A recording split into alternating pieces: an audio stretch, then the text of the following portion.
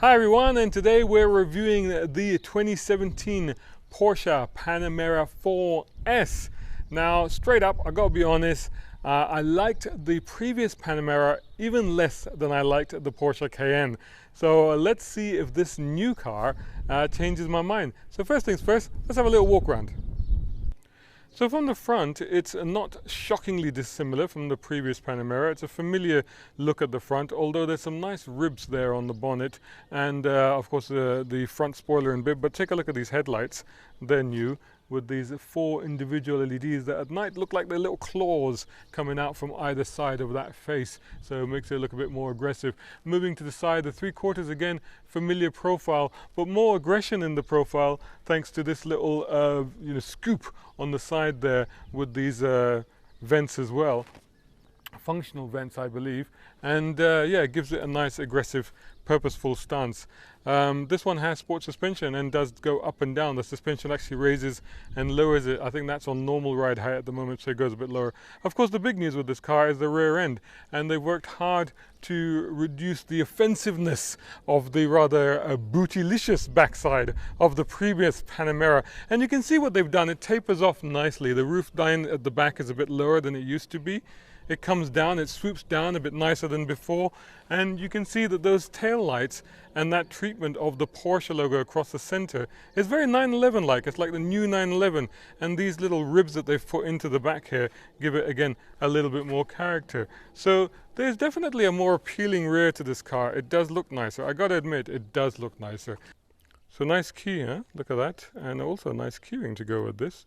Car shaped, of course. You can open the boot from here, or you can reach underneath here, which shows you just how quite low the opening actually is. Of course, it's a powered tailgate, and there it opens up to reveal quite an expansive, wide, if not so deep cargo area. Now what you have here underneath is you of course have some tools, a tire pressure kit as well, the sound system and the battery. Probably got a puncture repair kit rather than a spare tire. Here you've got a DVD changer. That's a bit old school, but there you go, that's still there. There are split folding seats, so you can actually put the rear seats down to give yourself a little bit more room, and a power supply in the back here, as well as a light, and of course this tonneau cover, which is removable, and you can actually close it from the button. So not bad amount of space for your shopping when you're going down and buying your latest designer outfits. Will they ruffle up when you get into the back? Well, let's have a look. There we go, check this out. Well, there should be enough room for my 6'2" frame, and I can report that there is enough room actually. Headroom's actually pretty good, as you can see. Even with the hat on, not too much issue, and even with this this part roof, actually it's part of a panoramic roof that this thing has got here. And once I'm in here, I'm comfortable. This is really only a 2-seater though, by the way. I mean, it has a movable center armrest, but really you're not going to sit anyone on that. There are literally 2 individual seats. Feet room is okay, no problem at all. As you can see, there's a little pocket there. There's scooped out areas on the back seat, but I don't need them. I have plenty of room. Over here I've got an AC vent here. I've also got a center vent here. These vents here actually close. Once the engine's off, they actually just slide closed. Remember, like Jaguar do in the old XF, and I think in the new XF as well, and also over there of course. So there's plenty of vents back here, and there as well. You've got your little reading lights up here, if you make that out, and you know, all the usual things. There is of course a blind. If I can just, I think if I just do that, there it goes. There's the blind going up, quite handy.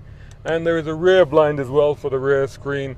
Down here though, check all of this out. Oh my god, there's a full screen, and my kids absolutely love this because they found that they could actually access the hard disk, the media hard disk on the car, and get the full list of songs here and basically control everything from here. So you got your climate control, you got your heated seats. What is that? Oh, there you go, there's the roof. That opens the roof up. I didn't even know that. There you go.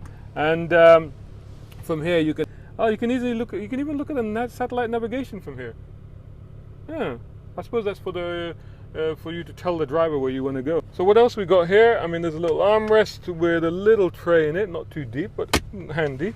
but there's more space down here. If I remove this nice carbon, this carbon pack is an extra on this car. 2 cup holders and 2 USBs. So again, another reason for my kids to be very, very pleased by about traveling in this car. When I picked them up from the school the other day, they were over the moon. They really were. And of course, it has an amazing stereo system. So more about that when I get into the front. So here we go. The engine is already running. Soft closing doors. You saw that? They just close themselves. There you go. Very traditional Porsche instrument panel there, but as you can see, it's got massive digital panels on either side of the analog central tachometer, so these can all be changed and everything. Nice and clear, very, very straightforward, easy to use. I say easy to use, but now here's an interesting thing. You see, you remember the avalanche of switches that used to exist in the previous Panamera? There used to be like hundreds of them. That, you know, it used to be quite complicated to understand what they did, and also when you're on the move to know which one you're going to hit and stuff like that.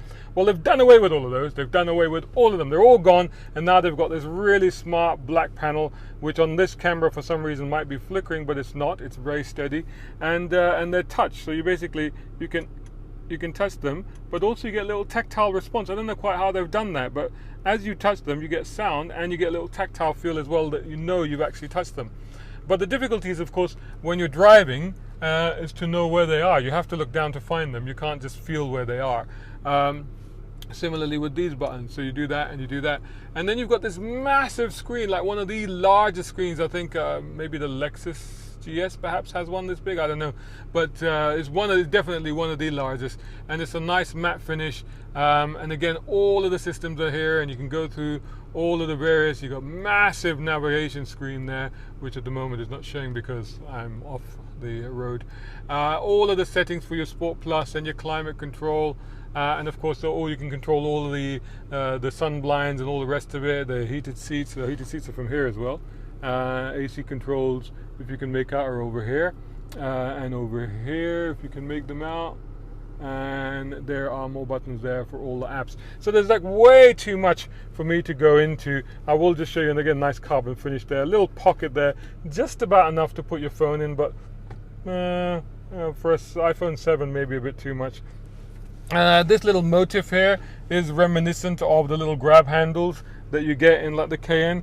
And here you open this and you've got a compartment down there. As you can see, a little pocket there for stuff, and a little pocket there, 12-volt power supply, a USB and an aux, and they've got a cable in there already, 2 cup holders, of course.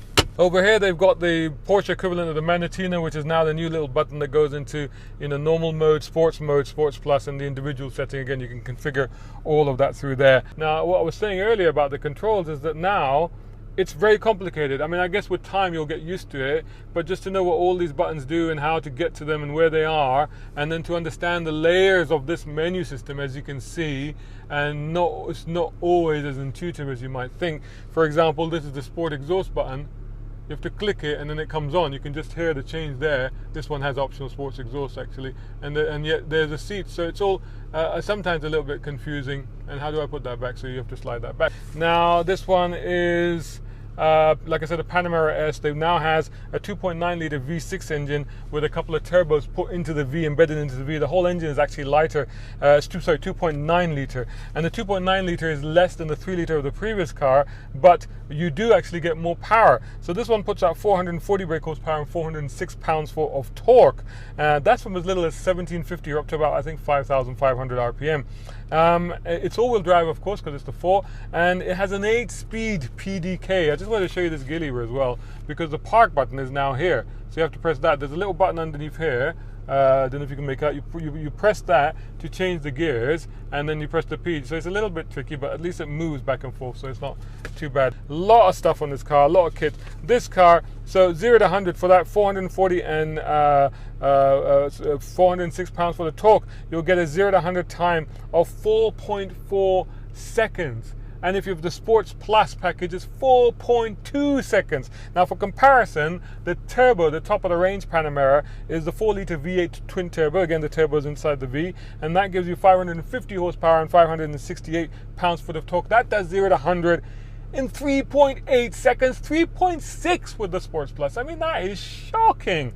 That's what it does. That's a 4-door luxury family saloon, whatever. Anyway, so, but the thing is, that car will cost you 691,500 dirhams, which is about $188,000. So you save yourself some money by buying this one, which starts at 483,700 dirhams, which is about $132,000. Now, incidentally, that is $32,000 more than the US price. I guess that's the price we pay for GCC spec. This car, with all of the options that it's got on it, adds another nearly 89,000 dirhams to the price to take it up to nearly 573,000 dirhams. So what are the options it gets? Are a load of stuff, you know, including the interior leather and the metallic paint. I don't know if you can make out the list there. It's also got park assist surround view. I can show you on here. That's quite handy. Especially when you're getting into your multi-story, so you get the full surround view as well, so that's quite good. It's got rear axle steering on this, so we've seen that system introduced on the 911. This has also got it. It's got the sports exhaust. It's got the 21-inch 911 turbo design wheels on this one, and it's got adaptive sports seats with 18-way adjustable memory package, and yet I'm finding it difficult to get comfortable in this. I've been fiddling with the controls forever. I feel like I'm sitting quite low in this car. More about that later. Adaptive cruise control, ISOFIX child mounting points on the front passenger seat. Okay, that's good. Why is that an option? Surely that should just be there. And the carbon interior pack, of course. Enough jibber jabber, because there's a lot to cover in this car. Let's do a little bit of driving and see how it feels. I'm going to go out of regular mode and I'm going to go straight into sports mode for this little road. Now, I have been driving it on regular mode, and you know, it's been very refined, and the ride is fantastic for a car like this, as you would expect. But it's, you know, it's got a sporty ride, but it's not too firm, it's not too brittle, it's quite nice. Now, the big thing about this, of course, is acceleration, so that's why one of the reasons why we have to go into sports mode, and again uphill. But put my foot down, takes a little while for turbos to kick in, but oh my lord, my goodness, and it sounds good too. Constant acceleration, almost relentless, as it builds and builds and builds. So like I said, 0 to 100 in 4.2 with the Sports Plus pack, with the Sports Plus engaged, and that wasn't in Sports Plus. Can I get by this little Corolla? Yes, I can. Let's just go in Sports Plus, Sports, and then we'll go into Sports Plus, and we'll leave it in automatic for now. So one of the things is this car is lighter than before.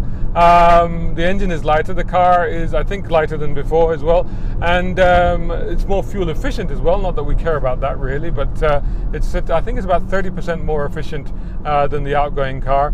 I've been getting about 10 liters just driving it around town, but probably that's about to go. Oh, it's going down to 12 point something already as we're doing this. As you start to use the performance of that car, of the engine, and you will, because it's not an instant punch. It builds slowly. Despite those figures, it's not an instant punch as you get in some cars, but it starts to build. Now I'm going to go into Sports Plus now. It's an individual mode. We're going to Sports Plus. I haven't set that up, and I'll move this over to manual. And I was a bit worried about that because there's 8 speeds, and how am I going to keep track of 8 speeds? But really, on a road like this, I think 3rd and 4th is really all I should need. So I'm now in 3rd, and that gives me, oh yes, that gives me a bit more control over the deployment of power, because all of a sudden I can then modulate it the way I want and then get it out there as I want without the gearbox deciding to do things by itself, even though it's a very good and very clever gearbox. The steering is quite light, surprisingly light for a car like this, but as you'd expect, also not surprisingly very accurate.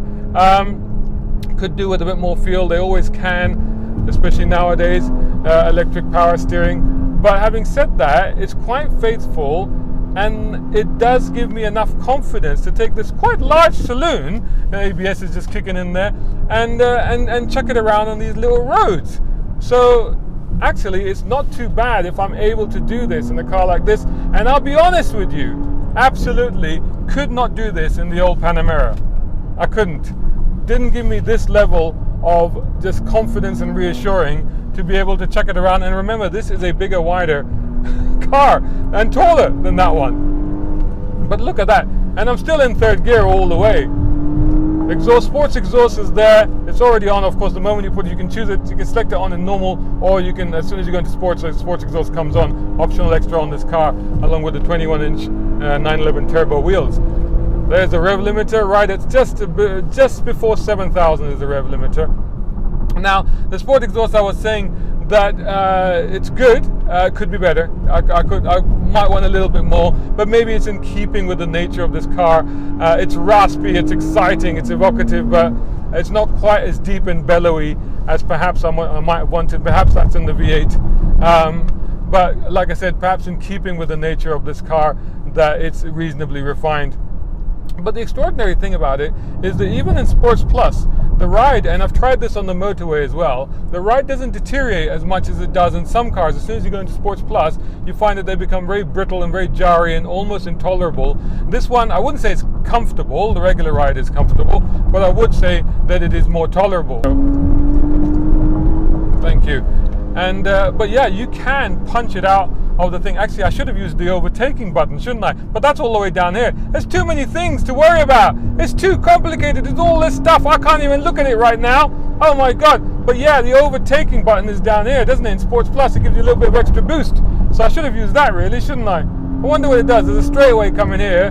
Let's just try it on there. So just round this corner, I think it's straight here. So what does it do? 20-second response. I don't know what it's doing, but boy is it accelerating. I'm not sure how that works. I need somebody from Porsche to tell me how that works. But I've got a little clock there going, you know, you've got sports response for 20 seconds. All right, that's good. But I'm doing fairly well as it is. But boy, it is quick. And once the momentum gets up, man, this thing is quick. But what is amazing about it is that how planted it is. How incredibly planted and stable it is. I mean, I have to be honest, I'm enjoying this car. I'm actually enjoying this 4-door, 4-seat Panamera. It doesn't change down sometimes when you want it to. That's one of the downsides. Doesn't quite change down. So it decides to do something. We're into the village now, so I'll just go into normal and put that into normal as well. So overall, a surprisingly good car, surprisingly enjoyable, surprisingly sweet handling, especially on this V6 model. Feels very agile, feels very tractable, feels a lot of fun and quite playful. There's a rear wheel steering on some of the corners, not so much coming this way but the other way. I felt a little bit of movement at the back and I thought it was oversteering, but actually then I realized that it's just the rear steering kicking into action and just giving you that extra little pivotal action to get you around the corners. Overall, very impressive. Very expensive car, as you'd expect from a Porsche, especially after you spec it up, which you will, because you want all of these toys, whether you understand them or not, you will want them. But once you price it up, it is quite a nice thing to have, to be honest with you. And I've got to say, yeah, the new Panamera has changed my mind. Thumbs up. I've turned around, I've converted, I like it. Good. Go out if you want a Panamera, if you're in the market for this sort of thing. You want a nice 4-door luxury car with a presence and style, but you want to be able to do that. And normally the cars of this type can't drive like that on that road. It's just not possible. So this is actually very impressive in that what it can do. So in that sense, all of those things taken into consideration, full thumbs up, go for the car. I hope you enjoyed that. That was our review from Motoring Middle East. Do please follow us. Go to our website, motoringme.com, and of course follow us on all the usual social media, including Facebook, Instagram, Twitter, and of course YouTube. And if you're watching us on YouTube, then please do like, share, and subscribe. And of course you can also follow me, Shahzad Sheikh, on all of the usual channels. Just search for me, you'll find me. Thanks so much for watching. Until the next one. What do you think of the car, Lena? It's amazing. I mean, there's a screen here. I can choose any music. I mean, there's a jukebox. And What are we in? we're in a Porsche Panamera. I don't know. In a Panamera. Panamera? You know what car we in? We're in Porsche Panamera. And what? And I give this as a 10 out of 10 because they have music here, the jukebox.